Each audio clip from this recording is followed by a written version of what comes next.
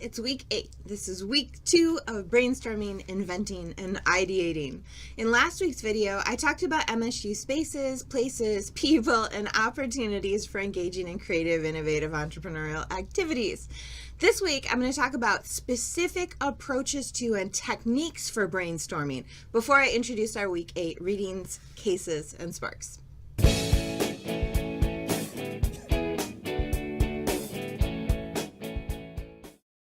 I've mentioned before that I used to run a creativity, innovation, and entrepreneurship lab in the College of Arts and Letters.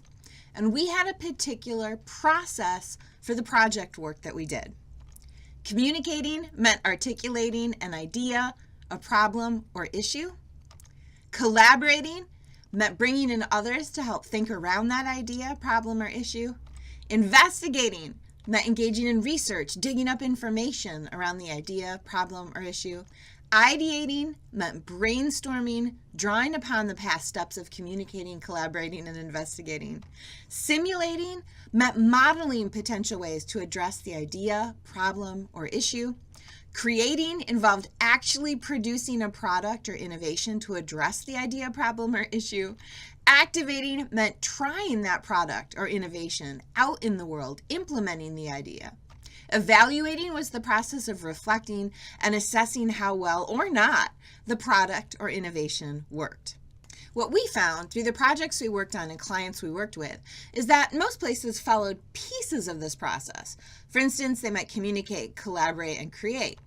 Or they might invest energy, resources, and time in investigating, ideating, simulating, and activating. But often the pieces weren't enough to move from idea to development to evaluation, to sustainability. We didn't create this process out of a vacuum. We look toward great thinkers to help guide us. David Kelly is the founder and CEO of IDEO, and we've read about him and his brother Tom Kelly, who also works with IDEO, which we've read about in class. And he notes that creativity is using your imagination to create something new in the world. Innovation is creativity applied. Another innovator we drew upon was Brené Brown. The ability to fail forward is a key characteristic of successful entrepreneurs, and she notes there's no innovation and creativity without failure. Indeed, a lot of creative potentials and innovative ideas die because people are afraid to fail. We turn to Steve Jobs, who encourages us to think beyond the rules, to be willing to take risks, and to approach the world from a different vantage point. Anita Argendis is an international business rock star. She's a member of the executive board and president of the real estate sector of an Indian-based company, Mahindra & Mahindra Limited. Her specialty area is sustainable urbanization and integrated business. Argendis brings diversity to the creativity equation and argues that if a company wants to be innovative and stay relevant in today's world, it has to foster a diverse and inclusive culture. She argues the more voices, the more backgrounds, the more differences you bring to the table, the better the dialogue is and the more enhanced the organization's creative capacity is. We've read some Seth Godin for this class, and this is one of my favorite quotes of his. He argues what we want, what we need, what we must have in today's workplaces are indispensable human beings. People you can't easily replace. People who contribute every day to the organization's creative capacity. He says we need original thinkers, provocateurs, and people who care. Godin describes these people as artists, and artists are a valuable part of an ecosystem. But I think we could also call these people entrepreneurs. Entrepreneurs and intrapreneurs are people with a genius for finding a new answer, a new connection, or a new way of getting things done. And these new answers and new ways of getting things done don't just emerge out of a vacuum. There are processes and practices to help facilitate them. When I ran the Creativity Exploratory and worked with clients, people often had really fuzzy notions of brainstorming. Like, brainstorming is when you stand around and the boss says, okay, let's brainstorm. Who has a good idea? This approach doesn't often lend itself to best ways of generating ideas. So here's a few specific ways to approach brainstorming. These aren't necessarily brainstorming techniques yet, but rather approaches and practices that can shape brainstorming sessions. First, Disney's approach was to always get 3 types of people in a room to brainstorm. A dreamer who thought big and beyond the rules or budgets, a realist who had a pretty grounded sense of possibilities, and a spoiler who would crap on all of the ideas. Disney found that these three personalities worked well together for brainstorming. Pixar has adopted the model of plussing. Their rule in brainstorming sessions is that if you're going to offer a comment, you have to build on the idea on the table.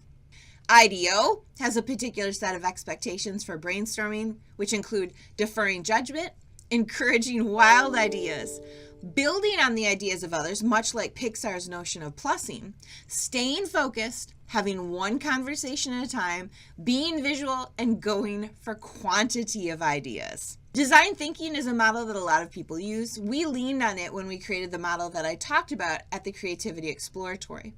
Design thinking is a sequenced set of steps starting with empathizing, defining, ideating, prototyping, and testing. So those are some approaches. Let's talk more specifically about brainstorming techniques. One of my favorite techniques is card storming. You might start by having people write down ideas on sticky notes or cards. And then a smaller group of people categorize or group them. Again, quantity of ideas is the focus here. You can narrow down to quality ideas down the road. The KJ technique is another way to run a card storming session where you determine a focus question, you organize the group, you put ideas or data on sticky notes and continue. Another technique is charrettes, where people are broken down into small groups and tasked with a particular question or challenge. A group in Lansing ran a charrette session a few years ago, getting people brainstorming around ideas for Michigan Avenue and business development between Frandor and the Capitol building. Starbursting is another great brainstorming technique. You start with an idea, an issue, or a problem, and generate ideas around the why, who, what, how, where, and when of the issue. I've run tweet-based brainstorming sessions with groups of 100 or 200 people. This is a great way to get a lot of ideas reported out from small groups in a large group format because it limits the length of time or space people have to share an idea. Catalytic questioning is a brainstorming technique where participants identify a problem or issue and generate as many questions around that problem or issue as they can. This is another quantity-based approach that provides a lot of ideas and a starting point for more fine-grained quality of idea discussions. And this is the sort of model that Packback, which we're using for class, draws from. Asking questions is a critical starting point and a key entrepreneurial approach to the world and a great brainstorming technique. You'll read and explore this week, week 8, other models for and approaches to brainstorming. But to summarize a few key considerations for brainstorming, you really have to embrace creativity and identify spaces that facilitate creative thinking. If you're running a brainstorming session, you have to adopt an open stance and encourage people to share.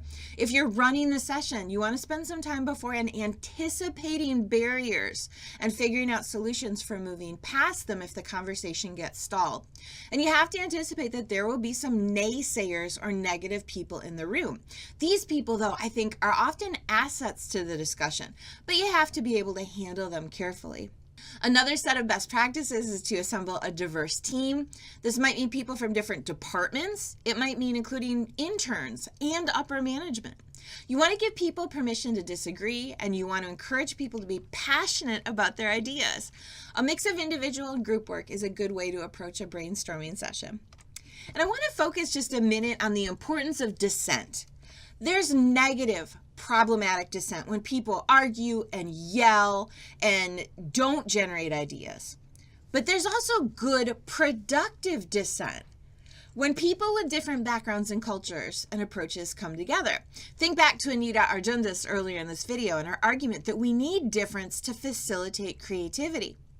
If you get a group of people in a room together and everyone immediately agrees with one another, you don't get a rich conversation. You don't hash out multiple ideas. You don't get quantity of ideas and possibilities.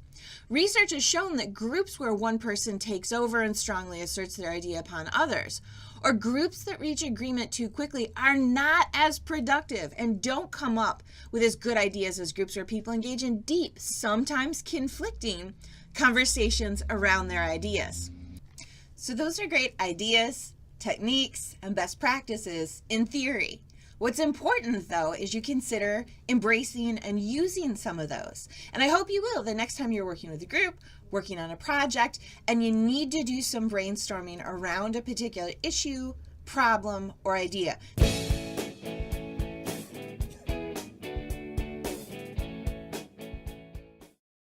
We have one reading for this week. It resonates with the orientations to brainstorming in this video, and the chapter is by Tina Seelig.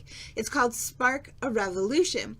In it, she focuses in on how to ask good questions and how to frame brainstorming approaches.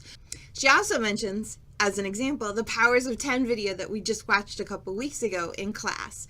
She argues that framing and approaching problems in different ways is key to innovative thinking, which I think ports well over to entrepreneurial thinking.